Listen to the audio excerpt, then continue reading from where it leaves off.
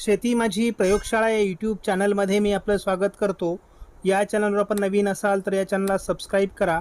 या चॅनलचे नवनवीन व्हिडिओ पाहण्यासाठी बेल आयकॉन नक्की दाबा. आपणास व्हिडिओ आवडल्यास लाईक आणि शेअर अवश्य करा. नमस्कार, मी डॉक्टर मच्छिंद्र बांगर महाराष्ट्रातील आणि देशातील हवामान परिस्थिती संदर्भात ताजा अंदाज देणार आहे. आपण या ठिकाणी बघतो एकापाठी एक 2 WD आता सक्रिय झाले आहेत. मैदानी भागाकडे खास करून उत्तर प्रदेश वगैरे भागात आता पावसाचं अनुकूल वातावरण तयार होतं आहे. पंजाब हरियाणामध्ये काल पाऊस झालेला आहे, जम्मू काश्मीरमध्ये झालेला आहे आणि आता WD थोडे मैदानी भागाकडे सरकणारे WD तयार होतील आणि पर्यायाने वातावरण बदलेल. मान्सूनपूर्व पावसाचं हे वातावरण आहे, कारण 1 मार्च नंतर जो पाऊस होतो तो मान्सूनपूर्व पाऊस म्हणून गृहीत धरला जातो. आणि आपण सीझनल मॅप जर बघितला म्हणजे 1 मार्चपासून 11 मार्चपर्यंत तर या कोणत्याही तारखेंच्या दरम्यान महाराष्ट्रात कोणत्याही जिल्ह्यात पावसाची नोंद झालेली नाही. पण आता यापुढे पावसाची नोंद होईल आणि ती आपल्याला बघायला देखील मिळणार आहे. एकाच वेळी उष्णतेची लाट आणि पावसाचं वातावरण असा दुहेरी अंदाज या ठिकाणी देण्यात आला आहे. गुजरातमध्ये उष्णतेची लाट आणि दमटपणासाठी अलर्ट आहेत. त्याचबरोबर जवळपास केरळपासून सुरतपर्यंत संपूर्ण कोस्टल एरियामध्ये देखील उष्णतेची लाट कायम आहे. मध्य प्रदेशमध्ये देखील उष्णतेची लाट कायम आहे. मात्र आजपासून आज 13 तारखेला विदर्भात आणि छत्तीसगडमध्ये पावसाचा अलर्ट देण्यात आला आहे. त्यामुळे आता उष्णतामान म्हणजे उष्णतेची लाट थोडी कमी होऊ शकते, परंतु आज पावसाची शक्यता जरी भारतीय हवामान खात्याने व्यक्त केली असली तरी पावसाची नोंद होईलच असं नाही. त्यामुळे उष्णतेची लाट महाराष्ट्रात सुद्धा कायम राहण्याची शक्यता आहे. पूर्व भारतातील बहुतांश राज्यांमध्ये आज पाऊस असून अरुणाचल प्रदेशमध्ये ऑरेंज अलर्ट देण्यात आला आहे. मान्सूनपूर्व पावसाचं वातावरण उद्यापासून तीव्र होणार असून 14 तारखेला संपूर्ण महाराष्ट्रामध्ये कोकण वगळता म्हणजे उत्तर महाराष्ट्र, मध्य महाराष्ट्र, पश्चिम महाराष्ट्र, मराठवाडा, विदर्भ, छत्तीसगड, राजस्थान, पंजाब, हरियाणा, अगदी हिमाचल प्रदेश, पूर्वेकडील सर्व राज्य यामध्ये पावसाचा अंदाज देण्यात आला आहे. उत्तराखंड आणि कोकण या ठिकाणी उष्णतेची लाट आहे. भारतीय हवामान खात्याने मात्र 15 तारखेपासून भारताच्या बहुतांश राज्यांमध्ये पावसाची नोंद होईल असा अंदाज दिलेला आहे. त्यामुळे हा अवकाळी पाऊस आहे. कोणी त्याला मान्सूनपूर्व पाऊस तर कोणी अवकाळी पाऊस म्हणत आहे.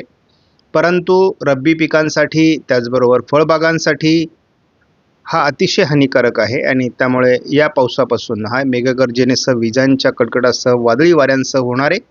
त्यामुळे थोडी काळजी घ्या. महाराष्ट्रासहित गुजरात, राजस्थान, मध्य प्रदेश, छत्तीसगड, ओरिसा, तेलंगणा, आंध्र प्रदेश, कर्नाटक या राज्यांमध्ये उष्णतेची लाट कायम आहे. भारतीय हवामान खात्याकडून देण्यात आलेल्या अंदाजानुसार आपण बघतो की बिहार, अगदी उत्तर पश्चिम बंगाल, अरुणाचल प्रदेश, आसाम, सिक्कीम, नागालँड या बहुतांश भागांमध्ये पाऊस झालेला आहे. पश्चिम बंगालमध्ये देखील पाऊस झालेला आहे. उत्तर भारतात देखील पावसाची नोंद काही भागात झालेली आहे. त्यामुळे पावसाला सुरुवात झालेली आहे. एप्रिलमध्ये टप्प्याटप्प्याने पाऊस होणार आहे. मेमध्ये देखील महाराष्ट्रासहित भारतात बऱ्याच भागात पाऊस होणार आहे. दोन्ही समुद्राच्या दक्षिण टोकाला वादळी प्रणाल्या विकसित होतील असा देखील अंदाज आहे.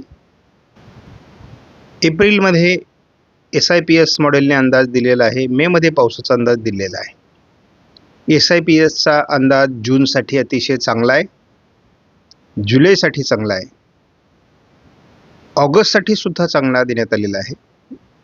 मात्र सप्टेंबरसाठी कोकणासहित पर्जन्यछायेच्या प्रदेशात मात्र पावसाची घट नोंदली जाईल असा अंदाज देण्यात आला आहे. मराठवाडा आणि विदर्भात मात्र पाऊस होईल. पावसाचं प्रमाण ऑक्टोबरमध्येही वादळी स्वरूपात महाराष्ट्रात राहण्याची शक्यता आहे. अगदी नोव्हेंबरपर्यंत पावसाचा अंदाज SIPSने दिला आहे. आपण JFS मॉडेलचा जेव्हा अंदाज या मॉडेलच्या आधारे बघतो तेव्हा उत्तर भारत, पूर्व भारतात WD सक्रिय झालेत.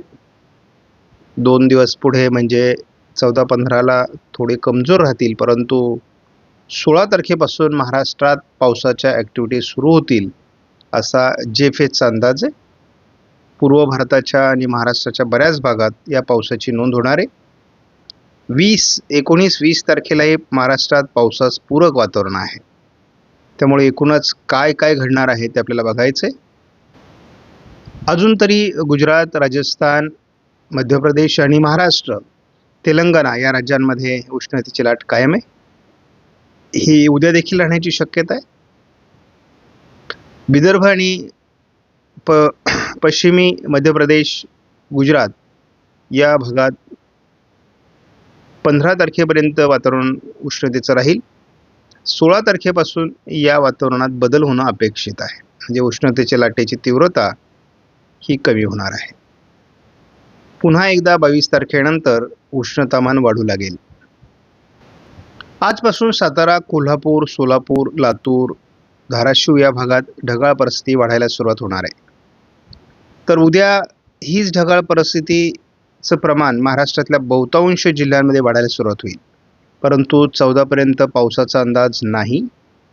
थोडंफार पश्चिम महाराष्ट्रात एखाद दुसऱ्या ठिकाणी शिडकाव होऊ शकतो. 15 तारखेला ही ढगाळ परिस्थिती अधिक राहील, परंतु पावसाची नोंद होणं फार अशक्य वाटतंय. मात्र आपण पावसाची सुरुवात 16 तारखेपासून बघतो. विदर्भातून आणि थोडं मराठवाड्याच्या पूर्व भागातून याची सुरुवात होऊ शकते.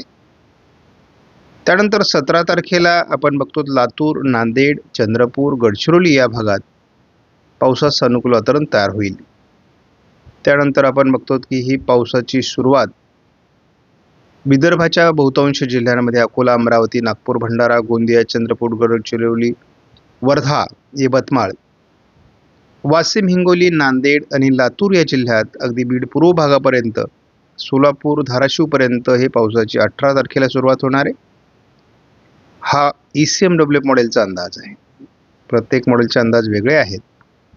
त्यानंतर आपण अगदी बघतो की संपूर्ण विदर्भ हे 19 तारखेला पावसाची नोंद होईल. मराठवाड्यात पावसाचा जोर थोडा ओसरतोय. कोकण किनारपट्टीला मात्र पाऊस होणार नाही असा सध्याचा अंदाज आहे. जोरदार पावसाचा अंदाज थोडा नागपूर उत्तरेला आहे. त्यामुळे थोडं गोंदिया आणि नागपूर जिल्ह्यात, गडचिरोलीमध्ये गारपिटीची शक्यता 20 तारखेला आहे. शेतकऱ्यांसाठी एक आनंदाची बातमी आहे की या पावसाचा जोर थोडा कमी होतोय. त्यामुळे आपल्याला फळबागा वाचवण्यासाठी याची मदत होईल. त्यानंतर पुन्हा एकदा मोठा गॅप या पावसामध्ये येणार आहे. त्यामुळे आपल्याला त्याचाही फायदा होईल. आपण 24 तारखेला मोठं ढगाळ वातावरण बघतो. काही ठिकाणी शिडकावा होईल वादळी स्वरूपाचा. पुन्हा 25 तारखेला अहिल्यानगर, बीड, छत्रपती संभाजीनगर, पुण्याचा पूर्व भाग, साताऱ्याचा पूर्व भागात काही ठिकाणी पावसाळी वातावरणाची शक्यता वर्तवण्यात आलेली आहे. पुन्हा 26 तारखेला देखील हे वातावरण महाराष्ट्रात बऱ्याच भागात असू शकतं. त्यामुळे 25, 26, 27 पुन्हा एकदा मान्सूनपूर्व पावसाला सुरुवात होऊ शकते महाराष्ट्रामध्ये. त्यामुळे थोडं हे वातावरण रब्बी पिकांसाठी तापदायक राहण्याची शक्यता आहे. साधारण 16 तारखेपासून थोडी ढगाळ परिस्थिती, तुरळक पावसाचा अंदाज काही भागामध्ये येतोय. त्यानंतर आपण 17 तारखेलाही जेफेसने थोडं वातावरण लातूर, धाराशिव, नांदेड, चंद्रपूर, गडचिरोलीच्या दरम्यान दाखवलं आहे, सोलापूर पूर्व भागात.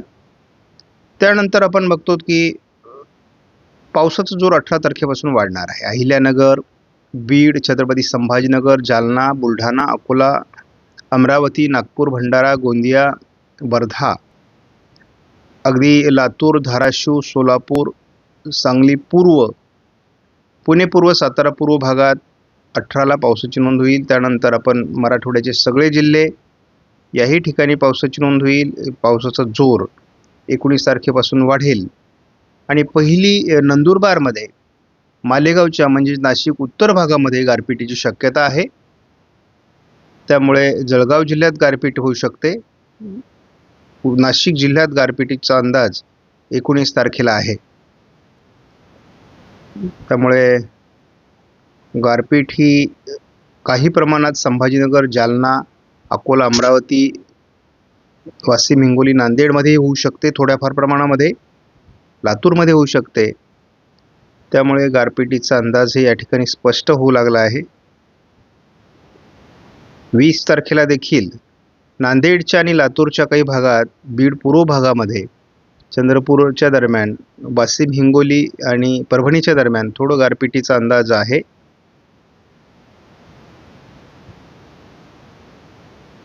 एकवीस 22 तारखेपासून 24, 23, 24 तारखेपर्यंत पावसाचं प्रमाण कमी होईल. पुन्हा एकदा 25 तारखेपासून पावसास पोषक वातावरण तयार व्हायला सुरुवात होईल.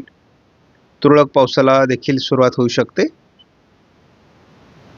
ठिकठिकाणी पाऊस होणार आहे. त्यामुळे 27 तारखेला आपण पुन्हा एकदा नाशिक जिल्ह्यामध्ये, संभाजीनगर, अहिल्यानगर भागात पावसाची नोंद बघणार आहोत.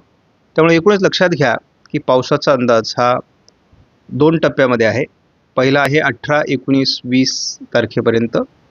त्यानंतर 21ला थोडा आहे आणि नंतर 22, 23, 24 3 दिवस पावसाची पुन्हा उघडीप राहील आणि 25, 26, 27 पुन्हा पावसाळी वातावरण तयार होईल. हा अंदाज लक्षात घ्या. आणि कोणत्या भागात आहे पाऊस तेही सांगितलेलं आहे. गारपिटीची शक्यता कुठे तेही आपण सांगितलेलं आहे. या अंदाजात बदल होत असतो कारण हे उन्हाळी वादळी पावसाचा अंदाज आहे. त्यामुळे हा अंदाज आपल्याला दररोजचे अपडेट बघणं आवश्यक आहे. आपणास व्हिडिओमधील माहिती महत्त्वपूर्ण वाटल्यास लाईक करा, शेअर करा, चॅनलला सबस्क्राईब करा. धन्यवाद. जय हिंद, जय महाराष्ट्र, जय बळीराजा.